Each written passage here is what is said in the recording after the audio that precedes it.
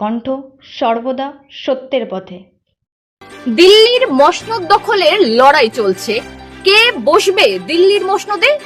রাজ্যের 42টি আসনের টান টান উত্তেজনা। বঙ্গে কতগুলো সিট পেতে চলেছে শাসক থেকে বিরোধী?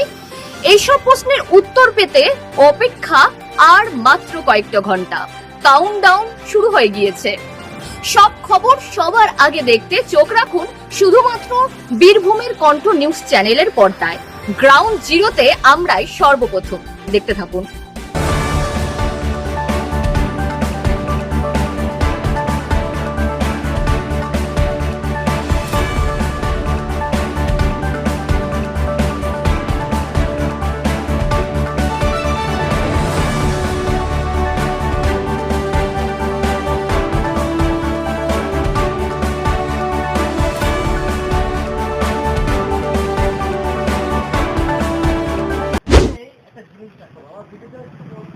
আমরা এখন আবির দেখাচ্ছি বিভিন্ন কালার, দেখুন কখনো সবুজ রয়েছে, এখানে এখানে গেরুয়া, এখানে লাল।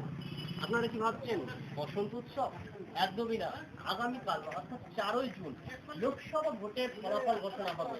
আর এই লোকসভা ভোটের বীরভূমের দখলে কে, বিজেপি, তৃণমূল না জোট, সেটা এখন দেখার বিষয়। আগামীকাল মঙ্গলবার অর্থাৎ কালকে এই বীরভূমে কি ঝড় উঠবে, কোন আবির উঠবে, সেটা এখন দেখার বিষয়। আমি আমার ভিডিও আজকে একটু দেখাতে বলবো, যেখানে দেখতেই পাচ্ছেন সারি সারি দিয়ে আবির রয়েছে। অর্থাৎ আগামীকাল যে বিভিন্ন দলের রাজনৈতিক দলের প্রতীক, তৃণমূল কংগ্রেসের সবুজ রয়েছে, বিজেপির গেরুয়া রয়েছে, জোটের যেমন লাল রয়েছে। আমি আমার ভিডিওটা আজকে একটু দেখাতে বলবো, দেখতেই পাচ্ছেন সারি সারি দিয়ে আবিরের বস্তা রয়েছে। আমি আমার এই দোকানদার সঙ্গে একটু কথা বলবো। দাদা একটু কথা বলবো আপনার সঙ্গে। আবির এখন তো বসন্তকাল নয়, গ্রীষ্মকাল, মূলত কি কারণে? এটা 4 তারিখে ভোটের রেজাল্ট বেরাবে, ওই কারণে এখন কোন দল জিতছে ওটার লেগে আমরা বিক্রি করছি। বিভিন্ন দল থেকে তো বায়না আসছে বা ফোন আসছে, হ্যাঁ কেমন বায়না আসছে? আসছে, ঠিকই আসছে।